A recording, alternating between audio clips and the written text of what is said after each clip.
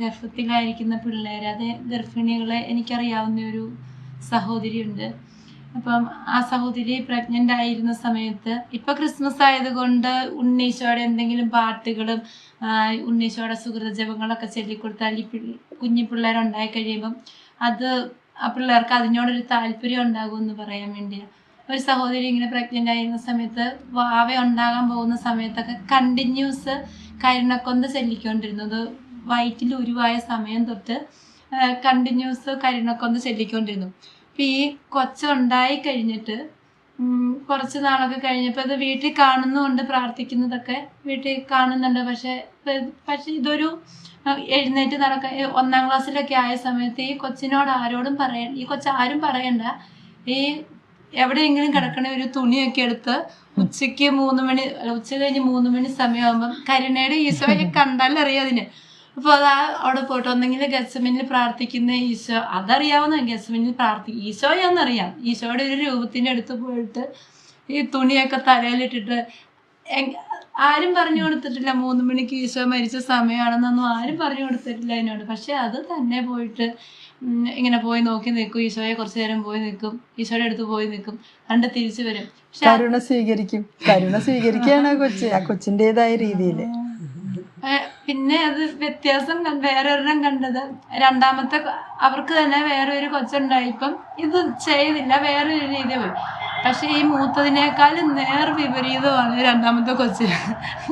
അത് വയറ്റിലായിരിക്കുന്ന സമയത്ത് അമ്മമാരെന്ത് ചെയ്യുന്നു, അമ്മമാരെന്ത് പറഞ്ഞു കൊടുക്കുന്നു. ഈ കഴിഞ്ഞ ദിവസം മദർ ഞങ്ങളെ ഒരു വീഡിയോ കാണിച്ചു. ഒരു കൊച്ചിൻ്റെ, അതിന് ഇച്ചിരി വൈകല്യമൊക്കെയാണ്. പക്ഷെ അത് ദൈവവചനം പറയണ കേട്ടിട്ടുണ്ടെങ്കിൽ മുഴുവനും അതിരുന്ന് പറയുവാണ്. 11 വയസ്സുള്ള ഒരു കൊച്ചിൻ്റെ ജിസ്മോൻ എന്ന് പറഞ്ഞ എല്ലാവരും കണ്ടിട്ടുണ്ടായിരിക്കും അത്. പക്ഷെ അതൊക്കെ ഒരു സാക്ഷ്യമായിട്ട് നിൽക്കുവാണ് ഈ അമ്മമാർക്ക്, പ്രഗ്നൻ്റ് ആയിട്ടിരിക്കുന്ന അമ്മമാർക്കൊക്കെ അതൊരു സാക്ഷ്യമാണ്. നമ്മൾ എങ്ങനെ ജീവിക്കുന്നോ, നമ്മൾ എന്ത് പറഞ്ഞു കൊടുക്കുന്നോ, അതാ ഉണ്ടായി വരുന്ന കൊച്ച് അതായിരിക്കും ആ കൊച്ചിന് പിന്നെ വളർന്നു വരാൻ സഹായിക്കുന്നതെന്നുള്ള ഒരു കാര്യം. യെസ്. ഇപ്പം നമ്മൾ ഈ ക്രിസ്മസിന് ഒരുങ്ങിക്കൊണ്ടിരിക്കുമ്പോൾ മാതാപിതാക്കന്മാർക്ക് ശ്രദ്ധിക്കാൻ പറ്റുന്നൊരു കാര്യം, കുട്ടികളെ ആവശ്യമില്ലാതെ ഇങ്ങനെ പ്രകോപിപ്പിക്കരുത്, പ്രൊവോക്ക് ചെയ്യരുത്, ദേഷ്യം പിടിപ്പിക്കരുത്. വെറുതെ ഇങ്ങനെ പിന്നാലെ പോയി ഇങ്ങനെ കുത്തി നാഗ് ചെയ്ത് പ്രകോപിപ്പിക്കരുത്. അതൊരു ഡിസിഷനായിട്ട് എടുക്കുക ഈ ക്രിസ്മസിന് ഒരുക്കായിട്ട്. കുട്ടികളോ മാതാപിതാക്കന്മാരെങ്ങനെയുള്ളവരായാലും അവരെ ബഹുമാനിക്കും എന്നുള്ള തീരുമാനം എടുക്കുക. ഉള്ളിൽ നിന്ന് വരണം, ഓണർ ചെയ്യുക. എന്തുകൊണ്ടാണ്? ദൈവമാണ് അവരെ ഏൽപ്പിച്ചത്, ദൈവത്തിൽ നിന്ന് വരുന്നൊരു അധികാരം അവർക്കുണ്ട്. പിന്നെ ഒരു വചനമില്ലേ, അവർ ആത്മാക്കളെ നോക്കാനായിട്ട്, മേൽനോട്ടം വഹിക്കാനായിട്ട് ദൈവം ഏൽപ്പിക്കുകയാണ്. ആ കുഞ്ഞിൻ്റെ മേൽനോട്ടം വഹിക്കാനായിട്ട് മാതാപിതാക്കളെ ഏൽപ്പിക്കുന്നു. അപ്പോൾ ആ കുഞ്ഞിൻ്റെ കണക്ക് കൊടുക്കണം. ഈ മാതാപിതാക്കൾ ദൈവത്തിന് കണക്ക് കൊടുക്കണം. അപ്പോൾ അവരതിനനുസരിച്ച് ഓരോന്ന് പറയുമ്പോൾ കുഞ്ഞുങ്ങൾ അതനുസരിക്കണം. 10-20 വയസ്സൊക്കെ വരെ എന്തായാലും ജസ്റ്റ് അനുസരിക്കണം, ഒന്നും ക്വസ്റ്റ്യൻ ചെയ്യാതെ. മക്കളുടെ നന്മയ്ക്ക് വേണ്ടിയാണ് മാതാപിതാക്കൾ പറയുക. പിന്നെ പാപമായിട്ടുള്ളത് വേണ്ട, മാരകപാപമൊക്കെ ചെയ്യാൻ പറഞ്ഞാൽ ചെയ്യണ്ട, ബാക്കിയൊക്കെ അനുസരിക്കണം. ഈ ക്രിസ്മസിന് ഒരുങ്ങുമ്പോൾ ഈ ഒരു 4ാമത്തെ കൽപ്പന എങ്ങനെ പാലിക്കണം, അതുകൊണ്ടുണ്ടാവുന്ന അനുഗ്രഹങ്ങൾ, അതുകൊണ്ടുണ്ടാവുന്ന കൃപകളും സ്വർഗത്തിൽ നിന്ന് നമുക്ക് എന്തൊക്കെ കിട്ടാം, അതൊന്നും നഷ്ടമാക്കല്ലേ ഈ ക്രിസ്മസ് കാലഘട്ടത്തിൽ. അറ്റ്ലീസ്റ്റ് നമ്മുടെ റിയൽ പേരൻ്റായിട്ടുള്ള ദൈവം ഏൽപ്പിച്ചിരിക്കുന്ന മാതാപിതാക്കളെ നമ്മൾ ബഹുമാനിക്കണം, ഓണർ ചെയ്യണം. വിശുദ്ധ മോനിക്കയെ പറ്റി നമ്മൾ കേട്ടിട്ടുണ്ട്. പിന്നെ ഇപ്പോൾ നേരത്തെ പറഞ്ഞ പോലെ കൊച്ചു ത്രേസ്യയുടെ പേരൻസ് അവർ നന്നായി പ്രാർത്ഥിച്ചിരിക്കുന്നവരായിരുന്നു. അപ്പോൾ ഈ മക്കള് മാതാപിതാക്കളെ കണ്ടുപിടിക്കുന്നു, അവരെങ്ങനെ പ്രാർത്ഥിക്കുന്നു, അവരെങ്ങനെ ജീവിക്കുന്നു. അപ്പോൾ നേരത്തെ തന്നെ പറഞ്ഞ പോലെ നമ്മൾ മാതാപിതാക്കളാകുമ്പോൾ അങ്ങനെ കള്ളം പറയരുത്, അല്ലെങ്കിൽ ഇത് ചെയ്യുന്നു പറയുമ്പോൾ, പക്ഷെ അത് ജീവിതത്തിലൂടെ അവർ കാണിച്ചു തരുമ്പോൾ കൂടുതൽ അവരിങ്ങനെ ഗ്രാസ്പ് ചെയ്ത് കണ്ടുപഠിക്കും, അറിയാതെ തന്നെ അത് അവർ കണ്ടുപഠിക്കും. അതുപോലെ നമ്മളിങ്ങനെ പറയാറുണ്ടല്ലോ, family that prays together stays together. അപ്പോൾ ഒരുമിച്ച് പ്രാർത്ഥിക്കുന്ന കുടുംബം ഒരുമിച്ച് നിൽക്കും, അല്ലെങ്കിൽ അത് ശിഥിലമായി പോകും. അന്തഛിദ്രമുള്ള ഭവനങ്ങളുണ്ടെങ്കിൽ അത് ഒരുമിച്ച് പ്രാർത്ഥിക്കാത്തതുകൊണ്ടാണ്. പിന്നെ വിശുദ്ധരുടെ കാര്യം പറയുമ്പോൾ എല്ലാ വിശുദ്ധരുടെ അടുത്ത് നോക്കിയാലും അവർ വിശുദ്ധരാവാൻ മാതാപിതാക്കളുടെ ഒരു റോള് തീർച്ചയായിട്ടും ഉണ്ട് അല്ലേ? ഞാനൊക്കെ കണ്ട് എൻ്റെ അമ്മേനെ കൈകൂപ്പി എങ്ങനെ പിടിക്കണേ, ഈശോയുടെ അടുത്ത് എങ്ങനെ, അങ്ങനെയൊക്കെ കണ്ടാണ് എങ്ങനെയാ പ്രാർത്ഥിക്കണേ, എങ്ങനെയാ എന്ത് സിറ്റുവേഷൻ വന്നാലും എങ്ങനെ ഈശോ ഈശോ എന്ന് പറയണേ, അങ്ങനെയൊക്കെ ഓരോ വാക്കുകള് നമ്മള് ചിലപ്പോ പേരൻസ് വളരെ അലേർട്ടായിരിക്കണം. കാരണം അവരെ നിങ്ങളറിയാതെ തന്നെ നിങ്ങളുടെ മക്കള് നിങ്ങളെ ഇങ്ങനെ ക്യാമറ വീഡിയോ റെക്കോർഡിംഗ് പോലെ ഇങ്ങനെ നോട്ട് ചെയ്തുകൊണ്ടിരിക്കുകയാണ്. അപ്പൊ നിങ്ങളുടെ വായിൽ എന്തെങ്കിലും വേറൊരു ഭാഷ ആന്റിനെ പിടിച്ചെടുക്കണ പോലെ, അപ്പൊ തെറ്റായ ചിലപ്പോ വേറെ എന്തെങ്കിലും ആവശ്യമില്ലാത്ത കാര്യങ്ങളായിരിക്കും, വേറെ തെറ്റുവാക്കുകളായിരിക്കും, ഞാനത് അതൊക്കെ പിടിച്ചെടുക്കും അവര്. നിങ്ങളറിയാതെ സമയത്ത്, വേറെ അറിയാത്ത സമയത്ത് തന്നെ ചിലപ്പോ ഗസ്റ്റ് വരുമ്പോ, ഇപ്പൊ ഞാൻ ഓർക്കുന്നുണ്ട് ഇങ്ങനെ ഒരു കുഞ്ഞ് ഇങ്ങനെ കളിച്ചോണ്ടിരിക്കുകയായിരുന്നു. അപ്പൊ വേറൊരു കുട്ടിക്കാരുടെ അടുത്ത് ഒരു കൊരങ്ങൻ എന്നൊരു വാക്ക് പഠിച്ചു. അവന് എന്താന്ന് അർത്ഥം എന്ന് അറിയില്ല, കൊരങ്ങൻ ആരാണ് എന്താന്ന് അറിയില്ല. ജസ്റ്റ് ആ കൊരങ്ങൻ എന്ന വാക്ക് കേട്ടപ്പോ മറ്റുള്ളവർ ചിരിക്കാൻ തുടങ്ങി. അപ്പൊ കൊച്ചിന് മനസ്സിലായി കൊരങ്ങൻ എന്ന് പറഞ്ഞ ആൾക്കാർ ചിരിക്കും. ആ ഒരു ഇത് വെച്ചിട്ടാണ് പിന്നെ കൊച്ച് വീട്ടിൽ പോകുന്നത്. വീട്ടിൽ പോയിട്ട് ആരോ ഗസ്റ്റ് വന്നു. അപ്പൊ ഗസ്റ്റിനെയാണ് കൊരങ്ങെന്ന് വിളിച്ചത്. അപ്പൊ കൊച്ചു ചിരിപ്പിക്കാൻ വേണ്ടി കൊച്ചു വിചാരിച്ചു നല്ല വാക്കാണ്, ഇത് പറഞ്ഞാൽ ചിരിക്കും. പക്ഷെ അതൊരു ആളെ ഇൻസൾട്ട് ചെയ്യാനുള്ള രീതിയിലായിപ്പോയി. അപ്പോൾ അത്രയും മാത്രം നമ്മളെ പേരൻസ് അത്ര കെയർഫുൾ ആയിരിക്കണം. എവിടെ നമ്മൾ കൊച്ചുങ്ങളെ വിടുന്നു, കളിക്കാനായിട്ടായാലും സ്കൂളിലായിട്ടായാലും, ഹൗ മച്ച് വി ആർ ഒരു കണ്ണ് അവരുടെ മേലുണ്ടായിരിക്കണം. വെറുതെ ഒന്നും ഇങ്ങനെ എന്ന് വെച്ചിട്ട് ഇങ്ങനെ പിന്നാലെ നടന്ന് ദേഷ്യം പിടിപ്പിക്കരുത്. അതായത് അവരെ എന്ത് ചാനൽ വാച്ച് ചെയ്യുന്നു, അങ്ങനെയൊക്കെ ആ മൊബൈൽ എങ്ങനെ ഉപയോഗിക്കുന്നു, എന്തൊക്കെ എവിടേക്ക് പോകുന്നു, അതൊന്നും ഒരു ചെറിയൊരു കണ്ണ് വെക്കുവാണെങ്കിൽ നല്ലതാണ്. നമ്മൾ അറിയാതെ ചെറിയ കണ്ണ് വെച്ചാൽ മതി. വല്ലാണ്ട് പിന്നാലെ നടന്ന് മോൻ വീട്ടിൽ നിന്ന് ഇറങ്ങിപ്പോയി, ഇടാ നീ എവിടെ എത്തി, 5 മിനിറ്റ് കഴിഞ്ഞ് ഇപ്പൊ എവിടെ എത്തി, 5 മിനിറ്റ് കഴിഞ്ഞ് ഇപ്പൊ എവിടെ എത്തി, അങ്ങനെയല്ല. അതേസമയം നമ്മൾ അവർ പോലും അറിയാതെ ഒരു മേൽനോട്ടം അല്ലേ, സൂപ്പർവിഷൻ. സൂപ്പർവിഷൻ, യെസ്, പ്രാർത്ഥനയുടെ അത്രയും ഇമ്പോർട്ടൻസ്. അപ്പോൾ നമ്മളിങ്ങനെ ആ പേരൻസ്, ഇപ്പൊ നിങ്ങൾ പ്രാർത്ഥിക്കാത്ത ദമ്പതിമാരാണെങ്കിൽ കുഞ്ഞുങ്ങളായി കഴിഞ്ഞാൽ നിങ്ങളുടെ ഒരു റെസ്പോൺസിബിലിറ്റി വരുവാണ് കുടുംബ പ്രാർത്ഥന തുടങ്ങണം. അതിന് മുമ്പ് വേണം, because you are taking care of souls. ദൈവം നിയോഗിക്കുകയാണ്. You are given responsibility of another person in the world, another soul. അപ്പോൾ നിങ്ങളുടെ ഷോൾഡർ ഹെവി ആയിക്കൊണ്ടിരിക്കുകയാണ്. അപ്പോൾ നിങ്ങൾ ബാച്ചിലർ അല്ല, ഇതുവരെ നിങ്ങൾ കെട്ടി സിസ്റ്ററും അല്ല, ഇപ്പോ നിങ്ങൾ മാതാപിതാക്കന്മാരാണ്. അമ്മയായിട്ട് വിളിക്കുക. ഒരാൾ ആദ്യമായിട്ടാണ് അമ്മയാണ് വിളിക്കണേ, അപ്പൻ വിളിക്കണേ. അപ്പോൾ അതിൻ്റെ ആയിട്ടൊരു റോള് നിങ്ങൾ പാലിക്കണം. അപ്പോൾ അതിൻ്റെ ആ കുട്ടിക്ക് എന്താ വേണ്ടേ, ക്രിസ്ത്യാനിയായി വളർത്തണം, വിശ്വാസം കൊടുക്കണം. പേരൻസിന്റെ മെയിൻ ആയിട്ടുള്ള റെസ്പോൺസിബിലിറ്റിയാണ് വിശ്വാസം പകർന്നു കൊടുക്കണം. വിശ്വാസമില്ലാത്ത തലമുറയാണ് വളർന്നുകൊണ്ടിരിക്കണേ. അതുകൊണ്ടാണ് നമ്മുടെ ആ ക്രൈസ്തവ മൂല്യങ്ങൾ പിടിക്കാനും ആ ജീവിതത്തിൽ ഉറച്ചു നിൽക്കുവാനും സൈക്കോളജിക്കലായിട്ടാണ് എന്തോ ഒരു സൂയിസൈഡ് കേസസ് ഇങ്ങനെ വളർന്നു. കാരണം പ്രത്യാശയില്ലാതെ, വിശ്വാസമില്ലാതെ, നിരാശയിൽ ആ ഭൗതിക കാര്യത്തിൽ മാത്രം കോമ്പറ്റീഷനിൽ, മെഡിക്കൽ സയൻസിൽ അല്ലെങ്കിൽ സയന്റിസ്റ്റ് ആണോ ആ ഒരു രീതിയിൽ മാത്രം വളർത്താതെ വിശ്വാസം പകർന്നു കൊടുക്കാനുള്ള ഒരു ദൗത്യം കൂടിയുണ്ട്. അതുകൊണ്ടാണ് പണ്ട് കേരളത്തിലൊക്കെ എത്ര ദൈവവിളിയായിരുന്നു. ദൈവത്തിന്റെ നാടെന്ന് പറയും, സ്വന്തം നാടെന്ന് പറയുന്ന കാരണം അത്രയും ദൈവവിളി, കാരണം അത്രയും റൂട്ടഡ് ആയിട്ടുള്ള ഒരു പരമ്പര പ്രാർത്ഥനയിലുള്ള ഒരു പേരൻസിന്റെ ഓരോ കുടുംബത്തിലുണ്ടായിരുന്നു. അതിങ്ങനെ കുറഞ്ഞു വരുന്തോറുമാണ് ഇങ്ങനെ ദൈവം വിളിക്കാഞ്ഞിട്ടല്ല, പക്ഷെ ആ സ്വരം തിരിച്ചറിയണില്ല, മക്കൾക്ക് അത് തിരിച്ചറിയില്ല. അപ്പൊ നമ്മൾ നേരത്തെ തന്നെ അത് നിങ്ങൾ ആ ഒരു ക്രിസ്ത്യാനിയായിട്ട് കുഞ്ഞിനെ വളർത്തണം, സെക്കുലർ ആയിട്ടല്ലാതെ ക്രിസ്ത്യാനിയായിട്ട്. ആ ഈശോ ക്രിസ്ത്യാനി ആവുമ്പോ ആത്മാവിലുള്ള മുദ്ര അവിടെ നിൽക്കും. പക്ഷെ അതിന്റെ മുകളിൽ വേറെ കുറെ കാര്യങ്ങൾ വരുമ്പോ ഈ മുദ്രയുടെ ഫുള്ള് പവർ വർക്കാവില്ല. ക്രിസ്ത്യാനികളായിട്ട് കുട്ടികളെ വളർത്തണം. നമ്മൾ പുൽക്കൂട്ടിക്ക് പുൽക്കൂടുണ്ടാക്കുമ്പോൾ വഴി ഉണ്ടാക്കാറില്ലേ, ഇങ്ങനെ കല്ല് വെച്ചിട്ട് രാജാക്കന്മാർ വരുന്നു, ആട്ടിടിയന്മാർ വരുന്നു. ഇപ്പൊ എനിക്ക് ഈ ചെടി കണ്ടപ്പോൾ ഇവിടെ ഒരു പുൽക്കൂട് ഉണ്ടാക്കാൻ ഞാൻ നോക്കുമായിരുന്നു. പുൽക്കൂട് ഉണ്ടാക്കാൻ പറ്റിയ ഒരു സ്ഥലമാണ്, ഒരു സെന്റർ. നമ്മുടെ ഈശോ എന്ത് സിമ്പിളാണ്, പുൽക്കൂട്ടിലാണ് ജനിച്ചത്. അപ്പോൾ എവിടെ വേണമെങ്കിലും നമുക്ക് ഈശോയ്ക്കുള്ള പുൽക്കൂട് ഉണ്ടാക്കാൻ ഈസിയാണ്. വലിയ വീടൊന്നും വേണ്ട, ഒരു കുഞ്ഞു പുൽക്കൂടിൽ ഈശോ സന്തോഷമായിട്ട് ജനിച്ചു അല്ലേ. ഈ ചെടിയുടെ നടുവിൽ ഇഷ്ടം പോലെ സ്ഥലമുണ്ട് നോക്കി. ഞാനിങ്ങനെയൊക്കെ നോക്കുമായിരുന്നു ഓരോ സ്ഥലത്ത്. ഇവിടെ ഓരോ സ്ഥലം നമുക്ക് കണ്ടുപിടിക്കാം ഇങ്ങനെ പുൽക്കൂട് ഉണ്ടാക്കാൻ വേണ്ടി. പക്ഷെ ഏറ്റവും ബെസ്റ്റ് സ്ഥലം നമ്മൾ പുൽക്കൂട് ഉണ്ടാക്കാൻ എവിടെയാണെന്നറിയാം? ഇതിന്റെ താഴെയാണ്. അല്ല, നമ്മുടെ ഹൃദയത്തില്. നമ്മുടെ ഹൃദയത്തിൽ ഒരു പുൽക്കൂട് നമുക്ക് പണിയണം. അപ്പൊ അതിനു വേണ്ടി ഏറ്റവും ബെസ്റ്റ് നമുക്ക് ഒരുങ്ങണം. എന്ത് കാര്യത്തിൽ നമ്മൾ കല്യാണത്തിലായാലും എന്ത് പിക്നിക്കിന് ആയാലും എവിടെ ധ്യാനത്തിന് പോകാനായാലും നമ്മൾ ഒരുങ്ങുമല്ലോ. നമ്മൾ ബാഗ് പാക്ക് ചെയ്യുന്നു, അല്ലെങ്കിൽ നമ്മൾ സാധനങ്ങൾ വാങ്ങാൻ പോകുന്നു, അല്ലെങ്കിൽ നമ്മൾ പ്ലാൻ ചെയ്യുന്നു, അറേഞ്ച് ചെയ്യുന്നു, വണ്ടി വിളിക്കുന്നു, അങ്ങനത്തെ കാര്യങ്ങളൊക്കെ സെറ്റ് ചെയ്യും. അപ്പോൾ തന്നെ നമ്മുടെ ഹൃദയമാകുന്ന നമ്മുടെ ഹൃദയത്തിന് ആ ഒരു മൺപിടിച്ച് ഇതുപോലെ ചെളിയും മണ്ണൊക്കെ ആയിരിക്കും. അങ്ങനെ ചെടിയോ എങ്ങനെ കുറേ ഇങ്ങനെ ഒക്കെ മറ്റേ കാടൊക്കെ കയറി ഇരിക്കുന്നുണ്ടായിരിക്കും. അപ്പം നമുക്കൊന്ന് കാട് വൃത്തിയാക്കി കുറച്ച് മണ്ണും ചെളിയും ഒക്കെ മാറ്റിയിട്ട് കുറച്ച് നല്ല ചെടികളൊക്കെ വെച്ചിട്ട് അതൊന്ന് വൃത്തിയാക്കിയിട്ട് നല്ലൊരു രീതിയിൽ ഈശോയ്ക്ക് ജനിക്കാൻ പാകത്തിനൊരു നമ്മുടെ ഹൃദയം സജ്ജമാക്കാം.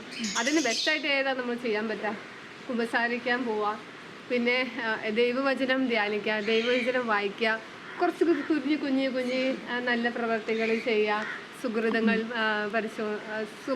പ്രാർത്ഥിച്ചുകൊണ്ടിരിക്കുക, അല്ലെങ്കിൽ കുഞ്ഞൊരു ത്യാഗം. ഇപ്പോൾ എനിക്ക് മധുരം ഇഷ്ടമാണെങ്കിൽ ഈ 25 ദിവസം ഞാൻ മധുരം ഒഴിവാക്കുന്നു.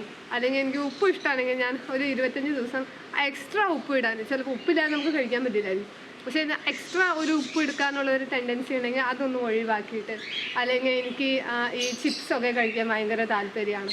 അപ്പോൾ ഈ 25 ദിവസം ഉണ്ണീശോയ്ക്ക് വേണ്ടി ആ ചിപ്സും അങ്ങനത്തെ സ്വീറ്റ് ഐറ്റംസൊക്കെ ഒഴിവാക്കിയിട്ട് ആ ഒരു സമ്മാനമായിട്ട് തന്നെ ഹൃദയത്തെ ഒരുക്കാൻ വേണ്ടി ഉഷയ്ക്ക് ഒരു നല്ല ഒരു പുൽക്കൂട് എൻ്റെ ഹൃദയത്തിൽ പണിത് കൊടുക്കാം. അതല്ലേ ഏറ്റവും നല്ല കാര്യം? Rain the holy ruach Lord, rain forevermore. Chup chup chup chup chup chup chup chup chup chup chup. Rain the holy ruach Lord, rain forevermore. ഞാനൊരു ഷീപ്പ്. ഞാനൊരു കോഴി. നീ നോക്കി, എൻ്റെ ഇലകൾ പച്ചയായി തന്നെ ഇരിക്കുന്നു. എന്തുകൊണ്ടെന്നറിയോ? അറിയില്ല. ഇറ്റ് ഈസ് ബിക്കോസ് ഞാൻ എൻ്റെ ഇടയൻ്റെ ശബ്ദം കേൾക്കും, ഇടയൻ്റെ ശബ്ദം മാത്രം കേൾക്കും, അത് ഫോളോ ചെയ്ത് ഞാൻ പോകും.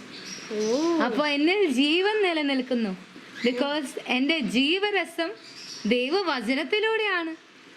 ഓ, ദൈവവചനം, അതിൻ്റെ ഒരു എക്സാമ്പിൾ പറയാൻ പറ്റുമോ? ദൈവവചനം എന്ന് പറയുമ്പോൾ നമ്മുടെ ബൈബിളിലെ വചനത്തിനെയാണ് നമ്മൾ ലോഗോസ് എന്ന് പറയുന്നത്, എഴുതപ്പെട്ടിരിക്കുന്ന വചനം. എന്നാൽ നമ്മൾ റേമ എന്ന് കേൾക്കുന്നത് ഉച്ചരിക്കപ്പെട്ട വചനമാണ്. മനസ്സിലായോ? ഇല്ല. ഒരു മിനിറ്റ്, കോഴി സംസാരിക്കൂ. ദൈവത്തിൻ്റെ വചനം ഞാൻ കേട്ടിട്ടുണ്ട്. ഞാൻ ഇങ്ങനെ കേട്ടിട്ടുണ്ട്, ഹെബ്രായ 4:12, ദൈവത്തിൻ്റെ വചനം സജീവവും ഊർജ്ജസ്വലവുമാണ്, ഇരുതല വാളിനേക്കാൾ മൂർച്ചയേറിയതും, ചേതനയിലും ആത്മാവിലും സന്ധിബന്ധങ്ങളിലും മജ്ജയിലും തുളച്ചു കയറി ഹൃദയത്തിൻ്റെ വിചാരങ്ങളെ നിയോഗങ്ങളെ വിവേചിക്കുന്നതുമാണ്. അപ്പോൾ ഈ ദൈവവചനം എങ്ങനെ റേമയായിട്ട് വരിക? റേമ എന്ന് പറയുമ്പോൾ സ്പോക്കൺ അല്ലെങ്കിൽ അറ്റർഡ് അല്ലെങ്കിൽ ഡിക്ലെയർഡ് വേർഡ് എന്ന് വെച്ചാൽ ഉച്ചരിക്കപ്പെട്ട വചനം. ഈ ദൈവവചനം തന്നെ രണ്ടായിട്ട് പറയാം. ലോഗോസ് ആയിട്ട് റിട്ടൺ വേർഡ് അഥവാ സ്ക്രിപ്ചർ, എഴുതപ്പെട്ട വചനം, അല്ലെങ്കിൽ റേമ സ്പോക്കൺ, അറ്റർഡ് അല്ലെങ്കിൽ ഡിക്ലെയർഡ് വേർഡ്, ഉച്ചരിക്കപ്പെട്ട വചനം. ഇത് തമ്മിലുള്ള വ്യത്യാസം കോഴി നിനക്ക് അറിയാവോ? ഇല്ല, പറഞ്ഞു തരുമോ? ഓക്കെ. ഇപ്പോൾ ലോഗോസിൽ ഡിവൈൻ റീസൺ ഉണ്ട്. ഓക്കെ, എന്നിട്ട് അതെന്താന്ന് പറയോ? ഡിവൈൻ റീസൺ എന്ന് വെച്ചാൽ ദൈവികമായിട്ടുള്ളൊരു കാരണം നമുക്ക് അതിൽ കണ്ടെത്താൻ പറ്റും. എന്ന് വെച്ചാൽ നമ്മുടെ ദൈവവചനത്തിൽ അത് നമ്മളുടെ ഇൻ്റലക്റ്റിൽ, നമ്മളെ ബുദ്ധിക്ക് മനസ്സിലാകാൻ പറ്റുന്ന രീതിയിലാണ് ലോഗോസിൽ. പക്ഷേ റേമയിൽ ഉള്ളത് ഡിവൈൻ റെവലേഷൻ ആണ്, ദൈവികമായിട്ടുള്ളൊരു വെളിപ്പെടുത്തൽ. മനസ്സിലായോ? ലോഗോസില് ലിറ്ററൽ അഥവാ ഹിസ്റ്റോറിക്കൽ ആയിട്ടുള്ള മീനിങ് തരും, ഗ്രമാറ്റിക്കൽ എന്നിവയായിട്ടുള്ള കുറച്ചുകൂടിയും ഓർഡേഡ്, ജനറൽ അല്ലെങ്കിൽ തിയറി ബേസ്ഡ് ആയിട്ട് തരും. പക്ഷെ റേമയിൽ ജീവിക്കുന്ന ഡൈനാമിക് ആൻഡ് പേഴ്സണൽ ആപ്ലിക്കേഷൻ അഥവാ പേഴ്സണൽ ആൻഡ് പ്രാക്ടിക്കൽ ആയിട്ടുള്ള കാര്യങ്ങളാണ് നമ്മൾ റേമയിൽ പറയുന്നത്. ഓ, ഇപ്പോൾ കുറച്ച് മനസ്സിലാവാൻ തുടങ്ങി. ഈ ലോഗോസ് എന്ന് പറയുമ്പോൾ നമ്മൾ ബൈബിൾ തുറന്ന് വായിക്കുമ്പോൾ റിട്ടൺ ആയിട്ടുള്ള വേർഡാണ് ലോഗോസ് അല്ലേ?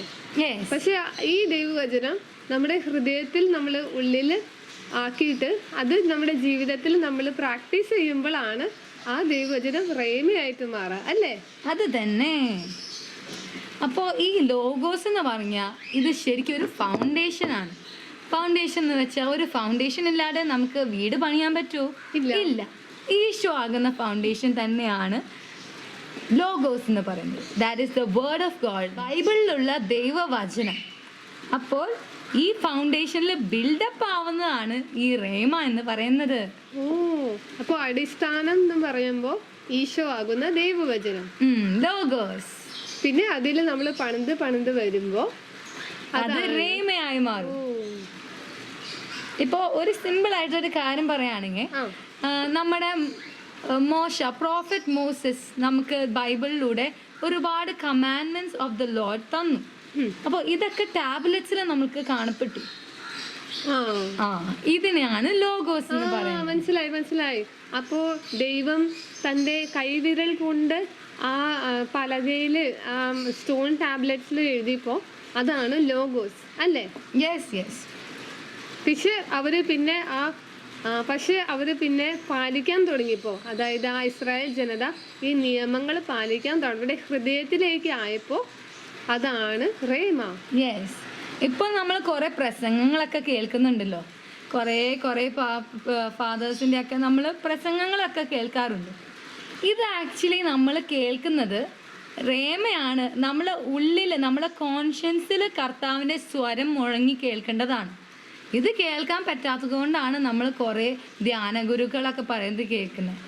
ഉള്ളിൽ ദൈവം നമ്മളോട് പറഞ്ഞുകൊണ്ടിരിക്കുന്ന വചനമാണ് റേമ. അപ്പോൾ ഈ നമ്മുടെ ലോഗോസിൽ എന്താണ് എക്സ്പ്രസ് ചെയ്യുന്നതെന്നറിയോ? ദൈവത്തിൻ്റെ വിചാരങ്ങൾ ദൈവവചനത്തിലൂടെ നമുക്ക് വെളിപ്പെട്ട് കിട്ടിയിട്ടുണ്ട്, ദൈവം എങ്ങനെയാണ് ചിന്തിക്കുന്നത്. പക്ഷേ റേമ നമ്മുടെ ഉള്ളിൽ ഈശോ പറഞ്ഞുകൊണ്ടിരിക്കുന്നതാണ് ദൈവത്തിൻ്റെ life and power. It is bringing God's life and power. Yes. എനിക്കിപ്പോൾ മനസ്സിലായി കുറച്ച്. ഈ ലോഗോസ് നമ്മൾ, അതായത് റിട്ടേൺ വേർഡ് നമ്മൾ കൂടുതൽ വായിക്കുമ്പോൾ ധ്യാനിക്കുമ്പോഴാണ് കുറച്ചും കൂടി റേമയിലേക്ക് നമ്മൾ വരാൻ പറ്റുള്ളൂ. കാരണം ഇത് നമ്മൾ വായിച്ചാലല്ലേ നമ്മുടെ ഉള്ളിലാവുമല്ലോ. ഉള്ളിലായി കഴിയുമ്പോഴായിരിക്കും ഓരോ സാഹചര്യം വരുമ്പോൾ ഈ ദൈവവചനം നമുക്ക് ഓർമ്മ വരും. അപ്പം നമുക്കത് പ്രാക്ടീസ് ചെയ്യാൻ പറ്റും. അങ്ങനെയാണ് റേമയായി മാറണേ അല്ലേ? പിന്നെ ഇതിനെപ്പറ്റി പറയുമ്പോൾ ഈ റേമ എന്ന് പറയുമ്പോൾ എല്ലാം ഇരിക്കുന്നത് ഫെയ്ത്ത് ആൻഡ് ഒബീഡിയൻസിലൂടെയാണ്. വിശ്വാസവും അനുസരണവും. അത് പറഞ്ഞാൽ ആക്ഷനിൽ അത് വെളിപ്പെട്ട് വരും. നമ്മൾ എത്രത്തോളം കർത്താവിൽ വിശ്വസിക്കുന്നു, എത്രത്തോളം കർത്താവിനെ സ്നേഹിക്കുന്നു. ബിക്കോസ് കർത്താവിൻ്റെ സ്നേഹം മൂലം നമ്മൾ അനുസരിക്കും. എന്നാലാണ് എന്നെ പോലെ ഇപ്പോൾ ഫ്രഷ് ആയിട്ട് ഇരിക്കാൻ സാധിക്കൂ. അപ്പോൾ വിശ്വാസത്തോടെ ഞാൻ വിശ്വാസത്തിന് പ്രവൃത്തി ചെയ്ത് ദൈവവചനത്തിൽ വിശ്വസിച്ച് ഞാൻ പ്രവർത്തിച്ചാൽ അത് ജീവനുള്ളതായി മാറും അല്ലേ? യെസ്. കോഴി, നീ ഇനിയിപ്പോൾ എന്നെ പോലെ റേമയായി മാറാൻ ആഗ്രഹിക്കുന്നുണ്ടോ? Reign the Holy Lord, reign forevermore.